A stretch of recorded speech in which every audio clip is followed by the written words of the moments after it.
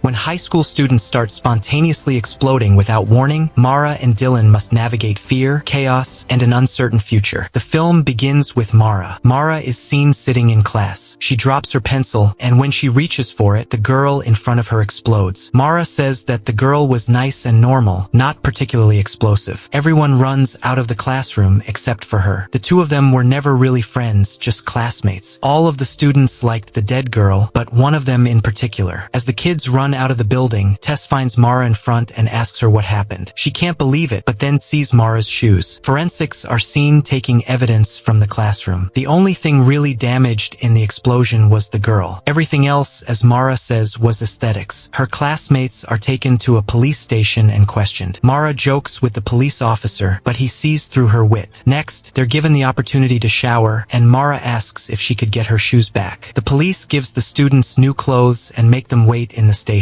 Dylan makes an offbeat comment how the whole thing looked like a Cronenberg movie, but only Mara laughs. The rest talk about their theories on why the thing happened when one of the girls asks when they'll let them go. Mara says that will happen when they can be sure if the thing doesn't happen again to one of them. Mara's parents pick her up from the police station and bring her home. When they arrive, she goes to her room and smokes pot, then gets a text from someone telling her that they have a crush on her. They continue texting and she giggles. The girl's funeral is the next day. Mara and Tess watch as the girl's father takes a sticker from his car. Then they go to get some shrooms from the Dalton twins. Tess thinks it's a bad idea. Later, they're getting coffee, and Mara puts all of the mushrooms in her latte. The two of them were friends since they were very young, and plan to remain friends until they're old and live in a beach house together. They talk about the girl that died when Dylan approaches and asks to join them. He flirts with Mara, and she realizes that he was the boy that texted her before. Dylan tells them that what happened made him think about life, and that now he wants to live his to the fullest. Mara gets sick because of the mushrooms and throws up in the toilet while Dylan holds her hair. She starts hallucinating and tells him about it. He thinks that that's awesome. Her hallucinations continue through the night, and he stays with her. They talk about what happened, saying that they both missed seeing it. Dylan gets her home and asks her out on a date. Later, her and Tess are lying in her bed and talking. Mara says that she won't continue taking drugs. Tess asks if she's cried yet and tells her that she cries all the time. It's the day of the homecoming game, and the two girls arrive at school wearing costumes. They see that the other students have built a shrine for the dead girl. When Dylan joins them, he recognizes Mara's costume as Carrie. Later, the two of them talk in the library, and she asks him how he got a crush on her. He tells her that it started on the first day he saw her, and everything grew from there. The day the girl died, and Mara said that it could happen to all of them too, made him decide to ask her out and stop waiting for the right moment. At the game, she's taking photos of the jocks, waiting for their jerseys to line up and spell something dirty. He laughs at her jokes. Then she tells him about the moment she realized she liked him. They have a nice moment together when something happens during the game. Everyone runs out screaming because one of the players has exploded. Dylan grabs Mara's hand and drags her out of there. They hug behind the sports arena. The city becomes an important news story. The media has dubbed what happened the Covington curse. Tess and Mara attend the latest memorial, where everyone fondly remembers the boy that died. The next day, her parents inform her that school has been canceled indefinitely. They tell her that they'll still keep applying to colleges, so she's set after everything blows over. That night, Dylan comes to pick her up in an old ice cream truck, which he got that day. He bought it to make everyone laugh. The two of them go to a school party in the memory of the kids that died, but quickly they go out for a walk. They throw away their drinks because they think it could be alcohol that might make it happen. They laugh as they wonder about what really makes the teenagers explode. After a moment, they stop and talk about his father. Then they kiss. Suddenly, they hear screaming from the house and go to check what happened. Another student died. Mara and Tess talk to Agent Rossetti. She doesn't know what is happening either. Rossetti asks for their help and tells them to bring her something. Next, she goes to the Dalton twins and tells them that the agent told her to bring her drugs. Mara thinks that the reason behind it isn't because the police thinks the drugs are actually causing it, but just to check all possibilities. She tells them that she will buy everything from them. The three of them drive to the place where the twins hide their stash. They tell Mara that they will be leaving town soon, and she tells them about Dylan as she's texting with him. Suddenly, the brother blows up. The sister quickly jumps over to the driver's seat and tries to drive the car when she blows up too. Dylan finds the car wrecked, but doesn't find Mara immediately. He sees a bloody handprint and goes to search for her in the woods. Dylan finds her washing up in a river and he hugs her, saying that he thought she died in the car. He's brought her a sweatsuit and called Rossetti before he he got there. Suddenly, he sees someone in a hazmat suit watching them. Immediately, more appear and grab the two of them. Mara is in a hospital when a doctor shows up, telling her that they're there to help. She starts panicking, but sees Dylan on the bed next to her. They make an ET